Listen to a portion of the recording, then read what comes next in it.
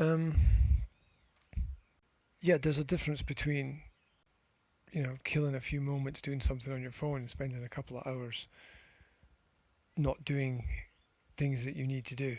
There's a big difference between that. I mean, for example, I went to the dentist last week and I was in the dentist surgery, and everybody else in the dentist surgery was on their mobile phones because they're in the dentist surgery waiting for the dentist to call them. So what else are they going to do in the dentist surgery? I get that. So you have some time to kill, so you do that.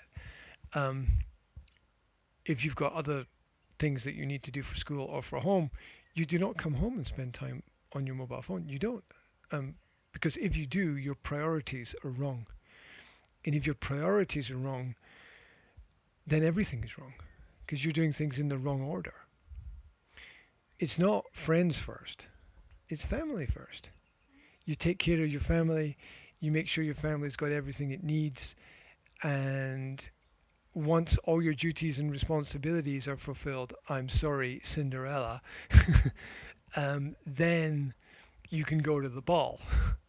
But everybody has to fulfill their duty to their family first. Um, Not just because it's family and it's blood, because you you live under the same roof and your parents are paying for everything, not just your phone. Your parents are buying your clothes, and they're paying for the house and the heating and the transportation and your clubs and your social activities. You have a duty and responsibility to appreciate, respect, and understand that by helping them. Now, there's no absolute rule that says that says everybody must do that, but that's what nice people do, right? That's what good people do. Um, they realize their obligations, you know, and so if you don't have those obligations, if you live a life without obligation, then there's a recurring theme which I've noticed, which is a lack of connection. Which I made some notes, and I was going through what I wrote last week, and I wrote down no connection, lack of connection, missing connection, and it's visible in the wrong priorities. And uh, children who, and according to research, children who understand the difference between right and wrong and choose wrong choose it because they're not connected, because they don't feel bad about it, because when you're connected you feel bad. I mean, connected, like there's a strong emotional bond there. Like you don't want to hurt your friend, right? And that's a little bit of what's happening, is you're causing pain for your mother when your mother asks you to do something because she needs you to do it, and you don't do it. That's causing pain. And when you don't realize that you're causing pain, it, it it's because you're not connected. Now that might be because he's more connected emotionally to his phone, the same way that people are connected to cigarettes. um, that it might be that connection is so much more powerful and so much stronger and feels so much better because things like Facebook are designed to give instant gratification. It's supposed to be instantly satisfying. Um, Instantly satisfying. And it's 2 seconds of happiness followed by the need to do something and get 2 more seconds of happiness, and you immediately get some response, and that's satisfying. So there's the fact that he's looking for instant gratification. Apparently, if he's on his mobile, that's usually what it is. It's the same with why do people smoke cigarettes? Because there's a lot of deep reasons for that, and one of the reasons is that it's easier than dealing with the problem. And give people a choice between a packet of cigarettes and their mobile phone, they can only have one of those things. They choose the phone. So phones create a more powerful emotional connection and dependence than cigarettes. So there's a need to understand that. There is an unhealthy technological addiction where, or when the technology comes before the family. It is very unhealthy. And the tragedy of it is that the technology will always be there, but the family won't. You know, when he goes off to college or university or whatever in 4 years, right? He can do what he wants. There's going to be nobody looking over his shoulder telling him what to do. And if the whole university wants to play with their mobile phones, then fantastic. Let them do it. Let them play. But until that point in time, he has other responsibilities to fulfill first. And don't we all hate those responsibilities? Absolutely. I hated digging the garden for my parents. It was not an activity full of joy, but it was a responsibility. I hated hoovering and vacuuming the house and washing the windows, and a lot of windows. God. In the car, and then cutting the wood and moving the wood, and I didn't really enjoy any of those activities at all, but I understood that my parents needed help, and that came in first place. And when you don't put that in first place, you bite the hand that feeds you. If you understand that. Okay, so there's a very old saying in English: don't bite the hand that feeds you, that gives you food. Don't bite that hand. You know, it's only really children in very special circumstances that can bite the hand that feeds them, because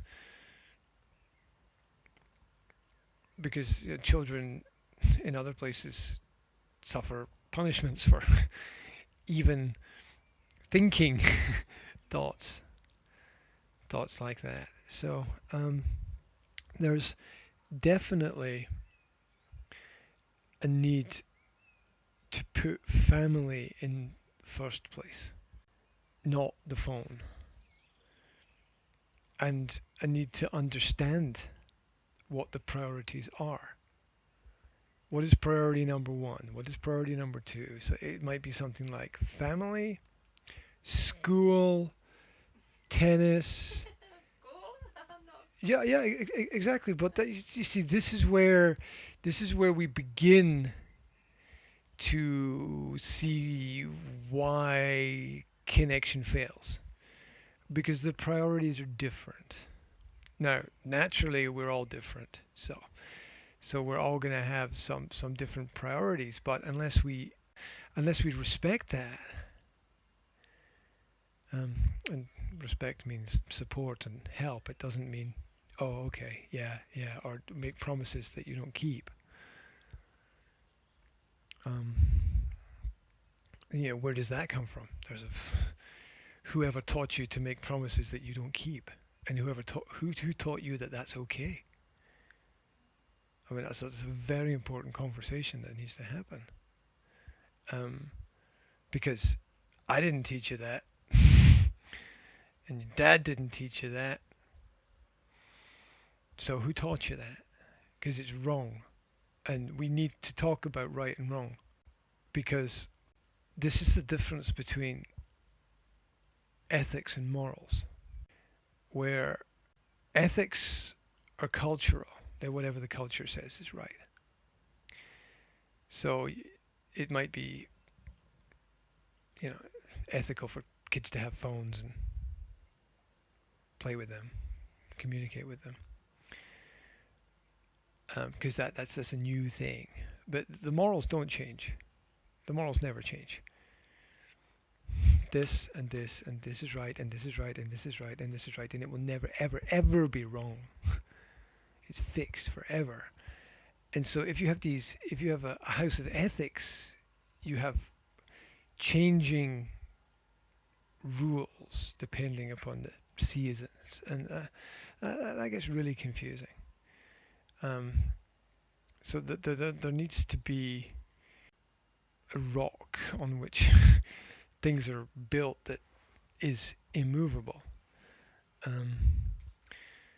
Yeah, and I'm using the sort of Christian biblical sense because people understand that, but imagine the Bible had said, well, when the technology improves, you can do that, but right now you can't.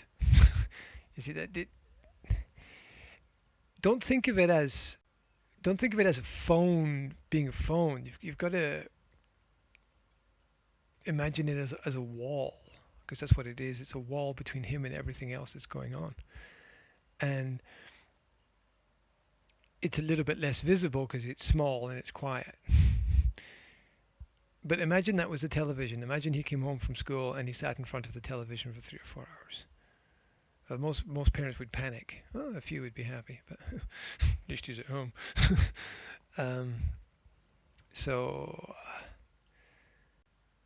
this is symbolic of a power struggle, and a power struggle is a dynamic problem, and a dynamic problem is mixed priorities. If you can follow so the phone is about power. I want my phone. It's mine. It's about power. It's about ownership and control. And that's about dynamics of relationships. Who owns what? Who controls what? And the dynamics are connected to your priorities, what's important to you in relationships. And that is the connection or connectivity problem that could possibly be there. But we're dealing with the end result of something, not we're dealing with the result, not the cause. So, and not to touch on a bad subject, but at this point in time, taking away the phone is like, right, we're going to cut out this big cancer, and it's like, whoa, it's going to leave a big scar and a problem. It's not productive or constructive to not put the family to not put the family first, because the family is taking care of you, and each person has a role to play. We don't give birth to kids. Well, women give birth, men don't, right? Right. Women don't give birth to kids so that they can play with phones. I mean that's that would be insane.